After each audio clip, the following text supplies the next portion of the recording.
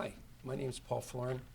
I'm really happy to be here because from the very first moment that I started speaking on the phone several months ago with people from ASPE, other federal partners, the folks from AIR, other folks that have been brought in from all over the country, it was clear that this forum was going to be a meeting of consequence. A meeting of consequence in two ways. One way was consequence in terms of pushing the envelope of thinking.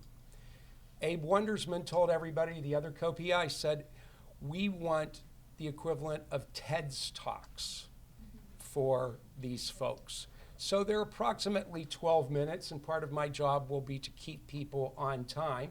We hope that there won't be too many pyrotechnics, but we know that there will be conceptual sophistication such that Cirque du Soleil would be happy to see it. I'm going to introduce the first panel, and the first panel is to, of course, stimulate discussion. And there's going to be three panelists. I'm going to describe all three of the presentations right now, and then I'm going to talk about the process. First, David Osher, Vice President and Co-Director of the Human and Social Development Program at AIR, will remind us that whenever we enter a system to implement any kind of intervention, as AJ did so well, we are sticking our toes into an ongoing, dynamic, and complex stream of forces that really warrants our sophisticated attention. Gene Hall, Professor of Educational Leadership at the University of Nevada, Las Vegas, will introduce his concerns-based adoption model and how it captures the dynamics involved in innovation adoption across several useful metrics, I think, that can allow cross-innovation comparisons. Then John Roman, Senior Fellow at the Justice Policy Center of the Urban Institute, takes on a kind of considerable challenge. John is going to apply return on investment thinking to place-based initiatives where there are multiple programs or interventions occurring simultaneously. Now, those are the three contents. I want to talk for 2 minutes about the process. Each presenter will have 15 minutes. I'll try to make sure that they stay on time.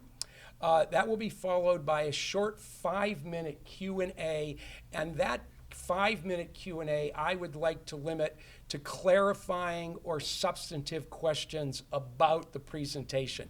That is, not implications and applications. Why? Because another part of the consequential aspect of this meeting is to make sure that people really think about how these ideas, tools, conceptual maps can be applied in the real world. We're going to begin to whet our appetites for responding to and grappling with these issues by having two distinguished discussants, Thaddeus Ferber, Vice President of Policy at the Forum for Youth Investment, and Bill Trojan, Professor of Policy Analysis and Management, College of Human Ecology, Cornell University. They will each provide us with their thoughts for 10 minutes. We'll take a break, but as I love the saying, thought is easier to organize than reality. Because thought is easier to organize than reality, we're going to spend the rest of the afternoon after the break applying these concepts. First in a large group debriefing, and then in small group work groups on particular topics.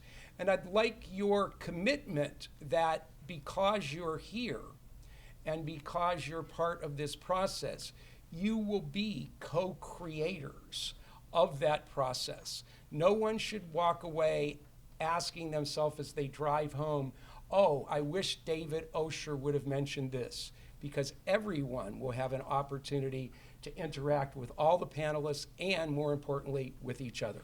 With that, I'll call David up.